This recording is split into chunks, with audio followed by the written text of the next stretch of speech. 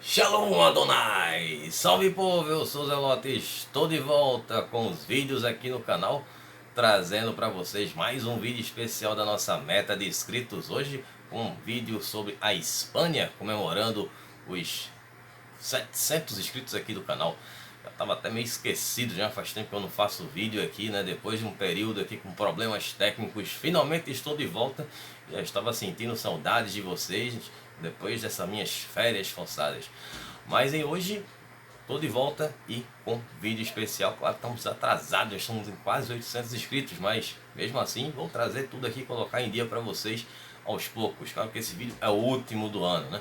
Mas antes de eu começar, como sempre, eu peço a vocês para darem um tapote nesse like, compartilha com a galera. Vocês que são novos aqui, sejam muito bem-vindos. Aqui eu trago conteúdo sobre história antiga, tem várias civilizações do mundo antigo. É só vocês darem uma olhada aí nas playlists de vídeos especiais, entre outras que tem aqui no canal. E também tem a nossa saga romana, onde eu conto a história de Roma, da sua fundação, chegando ao Império, e conta a história de todos os imperadores, sem deixar passar ninguém em branco, inclusive os usurpadores.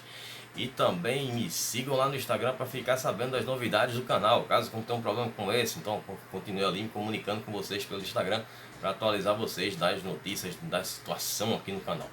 Bom, então é só ir lá, @ozelota. Também tem o meu Curta com o Zelota, que é meu quadro que eu faço lá pelo IGTV. Quem não tem Instagram, tem Facebook, então segue lá. Eu deixo o link aí na descrição, que os vídeos que saem no IGTV também vão para lá automaticamente.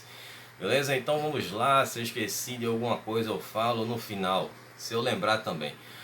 E vamos lá agora, sem mais enrolação, com a Espanha. Bom, a Espanha ela foi ocupada por diversos povos.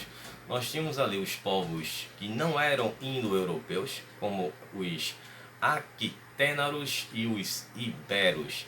E também nós tínhamos os indo-europeus, que eram os tartesso, os cônios e também os celtas, povo que eu já falei aqui no canal, tem vídeo sobre eles, é só dar uma olhada aí na playlist dos vídeos especiais. Bom, de qualquer forma eu posso até deixar o card aqui em cima para facilitar aí a vida de vocês. Bom, com relação à origem do nome, esse nome Espanha, ele vai originar de outros idiomas, muito antes do latim e de outros povos que não eram os romanos. Então o nome Espanha, da grafia que vocês estão vendo aí no título do vídeo, ela vem do latim, né?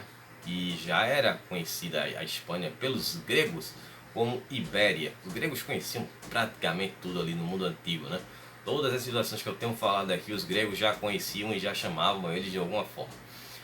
Então nós tínhamos também os fenícios e os cartaginenses, que chamavam de Hispânia, com um S no lugar aí do H e do I.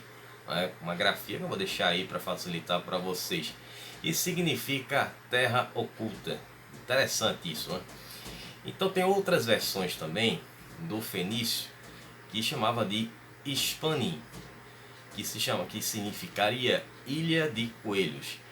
Que esses animais, os coelhos eram muito abundantes na ilha, mas eles não eram os únicos, porque os gregos também antes chamavam, além de Ibéria, como a península de Ofiuça, e seria terra das serpentes, ou seja, essa terra também era habitada por muitas serpentes. Então estou colocando essas grafias aí para vocês verem essa forma ortográfica de escrever, mas a fonética é muito semelhante, né? A forma como chegou aí no latim. Talvez o pessoal ouvindo aí essa forma como era chamada essa terra, os romanos no caso acabaram falando da maneira deles, escrevendo da forma como eles fizeram, chegaram até hoje. E aí depois os gregos mudaram o nome para Ibéria, né? De Ofiuça para Ibéria. Bom, com relação às ocupações que ocorreram, como aconteceu também ali nas ilhas que eu falei aí nos últimos vídeos especiais, as duas primeiras províncias romanas foram as ilhas da Sicília, da Córcega e da Sardenha. A Espanha também teve a ocupação dos fenícios, que foram os primeiros a chegar, eram os navegadores, exploradores. Então eles ocuparam ali entre os séculos 8 e 7 a.C. E depois vieram os cartaginenses, né, que eram uma antiga colônia da Fenícia e que também sempre vinham atrás dos fenícios. Onde os fenícios iam, eles chegavam depois. Eles vão ocupar o sul do rio Ebro, que é o maior rio da Espanha. Bom, como sempre, era uma região interessante para o comércio, né? Um comercial maravilhoso no Mediterrâneo. Então, toda aquela história que eu já contei nos outros vídeos. Os cartaginenses eles já haviam estendido, né, o seu domínio até a Sicília. E aí aconteceu a Primeira Guerra Púnica, que foi de 246 a 241 a.C. E aí os cartaginenses eles perdiam aí as suas colônias no Mediterrâneo. E aí essa ocupação romana não vai ser tão fácil como foi com as outras províncias que eu já falei aqui nos outros vídeos dessa nossa saga das províncias romanas aqui nos vídeos especiais. Bom, eles tiveram uma resistência dos nativos que viviam ali na Espanha e os principais eram os lusitanos, que eram de uma região chamada Lusitânia, que era uma importante região, uma das maiores regiões que tinham na Espanha e que vai manter esse nome durante muito tempo. Bom, esse conflito vai durar de 194 a.C. até 138 a.C. Muito tempo, né? E aí na região da Andaluzia, onde fica na Espanha, viviam os vetões, que eram aliados dos lusitanos. Vai surgir um líder chamado Viriato, que vai se tornar um mito entre os hispânicos, porque ele era um grande aliado dos lusitanos e liderou esses povos contra o domínio dos romanos. Bom, essa conquista de Roma só vai acontecer por volta do ano 60 a.C., com a conquista da cidade de Numância, na Espanha, e depois vai ser concluída por Júlio César em 29 a.C., quando vai acontecer ali a Pax Romana, né, a Pax Romana, em latim, né, no lugar do Z é um X. E aí Roma começa a se expandir dentro daquele novo território que eles haviam conquistado. Então eles vão chegar até o Oceano Atlântico, né, na extremidade da Península Ibérica, que também era conhecido ali como o fim do mundo antigo, né? Os povos da antiguidade só conheciam ali os antigos continentes, né, como a Europa, a África e a Ásia. Então a Espanha ali, Portugal na verdade, seria a extremidade ali do mundo antigo. Então dali o que tinha no Atlântico ninguém sabia o que existia por ali. Então acreditava-se que era o fim do mundo, aquele ponto lá na Espanha. E aí esse processo ele vai ser muito lento, chegando até durar 2 séculos. Alguns historiadores dizem que foi até 3 séculos. Então existiam esses povos nativos e que eles tinham diversas línguas, né, com línguas diferentes. Só que um deles se destacava, que eram os turdatenos. Eles tinham a sua própria escrita, o seu alfabeto, eles escreviam as suas histórias, eles tinham as suas leis, tinham as suas tradições, a sua cultura, eles faziam poemas. Então era um povo que se destacava ali entre eles. E apesar da romanização, aquela questão de Roma estar impondo a sua cultura dentro da cultura de outros povos nativos, os romanos acabaram sendo influenciados também pelos hispânicos, né? Houve até um processo inverso, uma coisa como os romanos conquistaram a Grécia. E eles chegaram até, os romanos, a trocar suas armas pelas armas dos hispânicos, porque os hispânicos eles eram hábeis forjadores e faziam armas muito bem feitas com metais e que eram muito melhores do que as armas que os romanos tinham. Mas para a vantagem que os romanos tinham contra os hispânicos ou ibéricos era o fato da disciplina, estratégia de combate, todos aqueles pontos ali que os romanos faziam, né? E que colocavam eles em vantagem contra qualquer outro exército que eles enfrentavam. Bom, a segunda legião ela chegou até se considerar como hispânica. E a expansão romana ela acabou não sendo total. Eles não conquistaram totalmente a Península Ibérica, ou no caso a Espanha, porque algumas cidades que eram consideradas que não eram importantes, né, elas acabaram não sendo romanizadas, porque o objetivo de Roma era o comércio, então eles queriam cidades que oferecessem a eles vantagens para que fossem coisas que eles pudessem utilizar para fazer comércio, exportações e toda aquela coisa do comércio que os romanos exploravam nessas expansões aí que eles faziam. Então os povos que viviam nas colinas do Pirineu, eles mantiveram aí um idioma chamado euskera. Esse idioma euskera seria um antigo basco. Como tem um basco nos dias de hoje, né, na região basca, né, que pega ali a parte da Espanha, da França, e os caras lutam aí para tentar sua independência e tal. Enfim, então esse pessoal aí falava esse idioma aí, que era o euskera, que seria esse antigo basco. Então, só que essa questão da romanização ela era inevitável, né? E aí, com a chegada também dos povos que vieram da Península Itálica em busca ali de riqueza, de terras para cultivar, esse processo acabou acontecendo. Demorou, mas aconteceu. E tanto que dois importantes imperadores romanos nasceram na Espanha, que foram o Trajano e o Adriano, que eu falei lá no começo da saga romana, né, das primeiras dinastias romanas. Bom, então os romanos, claro, também fizeram ali, fundaram cidades que foram construídas durante esse início dessa ocupação, desse período de romanização.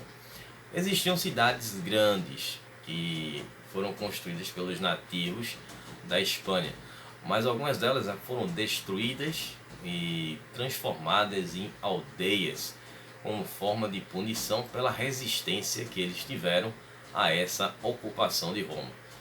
Então, algumas cidades romanas que foram fundadas, vou destacar aqui a cidade de Tarraco, que ela hoje se chama Tarragona, e foi fundada a partir de um acampamento militar no ano de 45 a.C.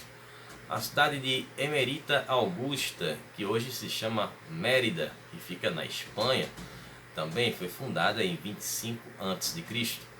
E a cidade da Itálica, que é uma cidade que fica próxima de Sevilha, volta de 9 quilômetros de distância de Sevilha, e foi a primeira cidade puramente romana. Existiam outras cidades importantes, como eu já salientei aqui, que eram cidades que já existiam e que tornaram-se importantes para os romanos, mesmo tendo sido construídas por eles. E foram cidades na Espanha de Córdoba, que é a atual cidade de Córdoba, a cidade de Cartago Nova, que é a cidade hoje de Cartagena, e em Portugal as cidades de Bracara Augusta, que hoje se chama Braga, a cidade de Balsa, que se chama Tavira, e a antiga Olicipo, que é a capital de Portugal, Lisboa, mas que nessa época não era capital da Península Ibérica, não era capital da Espanha. Bom, com relação à economia da província, o ponto forte deles era a mineração, e, consequentemente se tornaram ali bons forjadores, né, para fazer aquelas armas e tal, a pesca e a produção de garum. Garum era um tempero feito de peixe, né? Era tipo feito um pó de peixe e que era um condimento, um tempero que era exportado aí pelos romanos. A agricultura teria ali como ponto forte a produção de azeitonas, a plantação de azeitonas e consequentemente também a fabricação do azeite, que era exportado pelos romanos. Com relação à estrutura, como sempre os romanos construíam várias coisas sempre que eles dominavam ali uma região e transformavam numa província. Então, como de lei, eles construíam ali estradas, pontes, aquedutos, termas, também teatros e anfiteatros. Os anfiteatros tinham uma diferença para os teatros. Enquanto os teatros eram para as peças, os anfiteatros eles tinham ali as batalhas de gladiadores e também aquelas representações de batalhas navais, né? Eles enchiam ali de água e colocavam barcos, né? E faziam aquelas simulações de lutas. Na verdade, eles pegavam gladiadores para fazer ali exércitos para fazer aquelas representações de batalhas navais que haviam acontecido. Bom, após a conquista, o processo de romanização e toda aquela história que eu já contei aqui, houve o processo ali de divisão da província para facilitar a gestão dessa província que os romanos haviam conquistado. Então a Espanha ela vai ser dividida em duas, e serão a Hispânia Citerior, que fica mais próxima de Roma, e a Hispânia Ulterior, que ficava mais longe de Roma, numa parte mais remota. Depois Otávio Augusto, primeiro imperador romano, ele havia já visitado a Espanha e decidiu dividir em 3 províncias. Então ele pegou a Hispânia Ulterior, que era a mais distante, e resolve dividi-la em 2 partes, que seria a Ulterior Bética e a Ulterior Lusitânica, após a sua última visita na Espanha, antes dele partir deste mundo para o mundo além-vida. Bom, a Hispânia Citerior, ela era conhecida por ter muitos conflitos, ainda existia muita resistência, então era complicado. Então essa província, ela era assumida pelo imperador, que ele que escolheria quem seriam os governadores dessa província. Já a outra província, que era a Citerior Bética, ela era menos conflituosa e era uma província senatorial, ou seja, quem escolhia o governador era o Senado. Então sempre um senador seria enviado para governar esta província. Durante o Império de Caracalla, no século II, Caracalla que era maluco, contei as histórias dele aqui, ele dividiu a Hispânia Citerior em 2. Foi uma coisa que foi vista como desnecessária. Ele transformou a Hispânia em Nova Citerior e a outra como Astúrias Galécia. Seriam essas 2 novas províncias que surgiram da divisão da Hispânia Citerior. Mas essa divisão não vai durar muito tempo, apenas até o ano de 238 depois de Cristo, e após a morte do Caracalla, essa Hispânia Citerior ela será reunificada e mudará o seu nome para Terraconense. Agora chegamos em Diocleciano. Para quem não recorda, Diocleciano da tetrarquia dividiu o Império Romano em 4 partes, formou ali as dioceses. Eu contei sobre isso aí nos vídeos sobre ele, foram mais de 2, 3 vídeos, já foram 3 vídeos acho que sobre o Domiciano, se vocês darem uma olhada aí na playlist da saga romana. Então ele dividiu o Império Romano nessas 4 partes e ele fez a divisão da Terraconense, que seria aquela província que havia sido formada depois da reunificação da Hispânia Citerior. Vai dividir em 3, que seriam a Galécia, a Terraconense e a Cartaginense. Vai formar ali a Diocese da Espanha, que seria governada da Gália. E lá também seria, na Gália, seria governada a Espanha, como também outras províncias, como as províncias da Bretanha e da Germânia, naquela divisão ali em 4 partes. E depois da tetrarquia, essas províncias vão ser divididas em outras partes, em mais 5 partes, mas eu não vou entrar nesses detalhes aqui para não ficar ainda mais complicado com tanta divisão que está acontecendo aqui desse território que era a Espanha. Mas aí tiveram algumas que foram cônsules que governavam, outras eram governadores e até presidentes governavam essas províncias. Isso aconteceu, pelo menos até hoje, eu vi só na Espanha.